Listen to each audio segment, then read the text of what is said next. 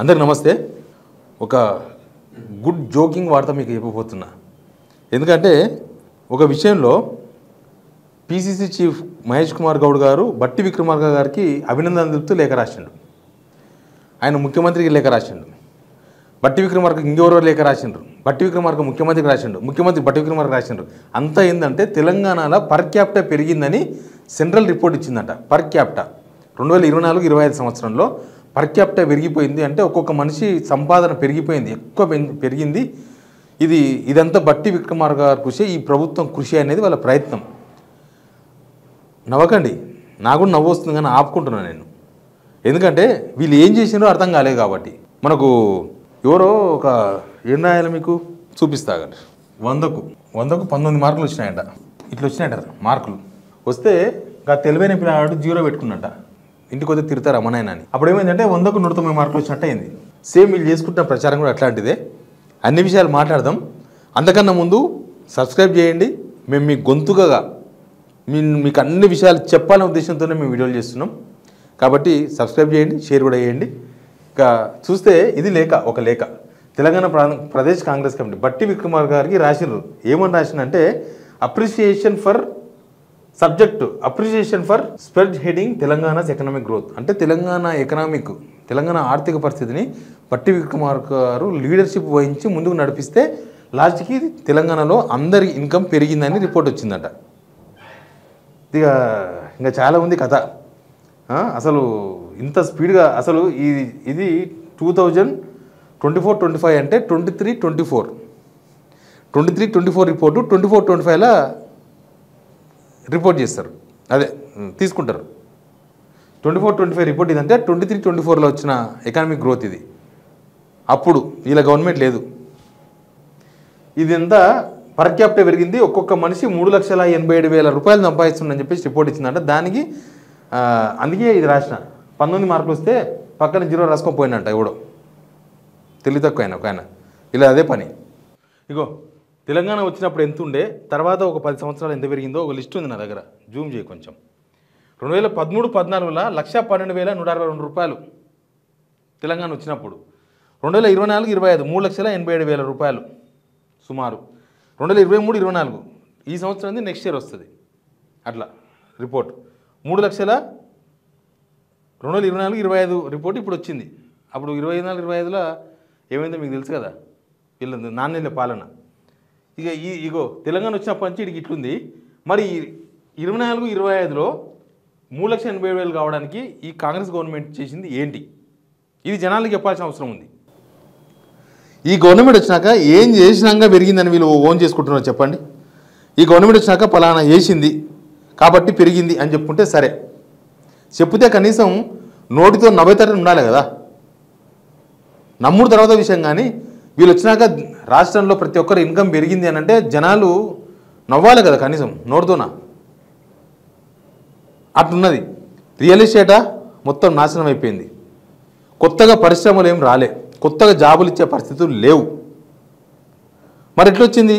హైదరాబాద్లో డెవలప్మెంట్ పెరిగిందా అంటే వీళ్ళు వచ్చి 2023 నవంబర్ 23 డిసెంబర్ నుంచి నవంబర్ 24 మార్చి జస్ట్ 4 నెలలనే మొత్తం విపరీతంగా చేసేసిండ్రా.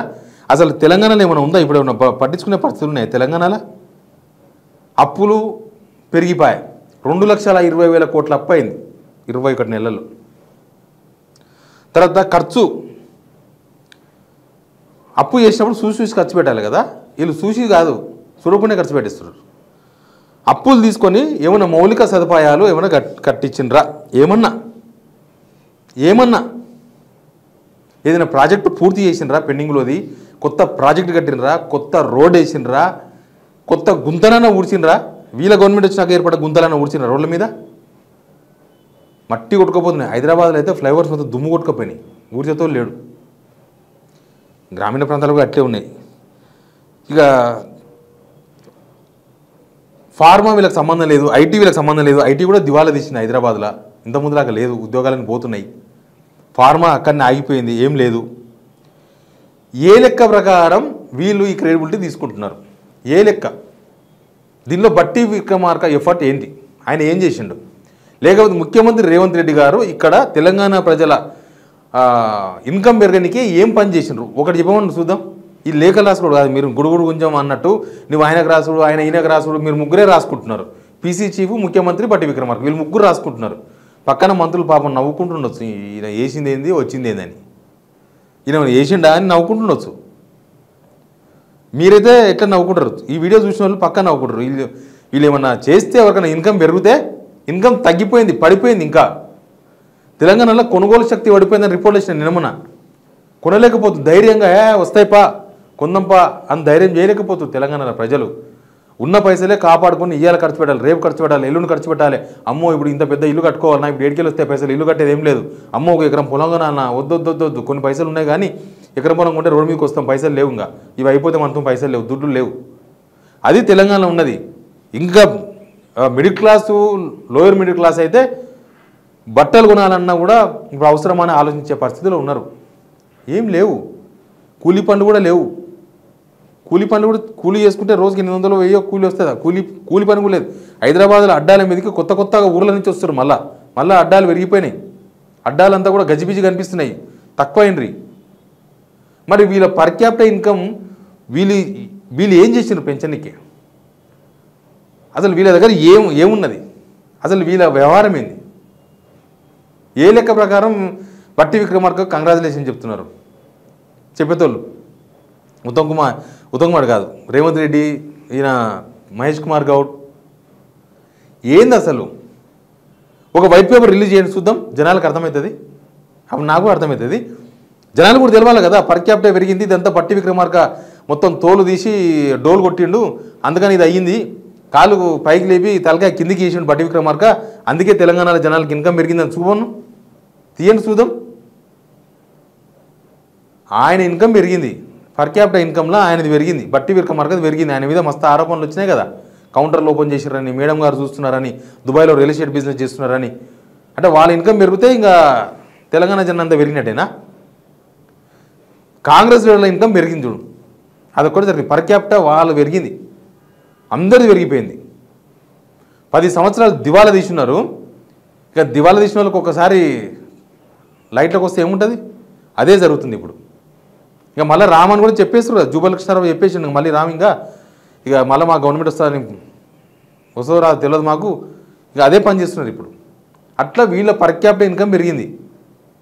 కాంగ్రెస్ లీడర్ల పర్ క్యాపిటల్ ఇన్కమ్, వాళ్ళ ఇన్కమ్ పెరిగింది కానీ జనాల ఇన్కమ్ ఏడే పెరిగింది, ఎట్లా పెరిగింది? పెరగనీకే ఈ గవర్నమెంట్ ఏం చేసింది? ఒక ప్రెస్ నోట్ ఏమంటే చూద్దాం. సిగ్గుపడతారు వాళ్ళు. ఒక ప్రెస్ నోట్ కనుక ఇవ్వమంటే ముఖం సాటేసుకొని పోతారు వాళ్ళు. ముఖం మీద అడిగితే వీళ్ళ ఎఫర్ట్ ఏందని అడిగితే. మీరు కూడా కామెంట్ రూపంలో చెప్పండి, వీళ్ళ పని ఏమైనా ఉందా? వీళ్ళ ఖర్చు ఏమైనా అయిందా? వీళ్ళు ఏమైనా కొత్త ప్రోగ్రామ్ తీసుకుంటే జనాల ఇన్కమ్ పెరిగిందా? వీళ్ళు ఏమైనా డబ్బులు ఇస్తే జనాల ఇన్కమ్ పెరిగిందా? వీళ్ళు ఏం చేస్తే జనాల ఇన్కమ్ పెరిగింది ఇలా గవర్నమెంట్లో? పెరిగిందా తగ్గిందా? బట్టి విక్రమార్క కంగ్రాచులేషన్ చెప్తారా, ఇంకేమైనా చెప్తారా? మీ ఇష్టం. కామెంట్ రూపంలో చెప్పండి. Please subscribe signal TV.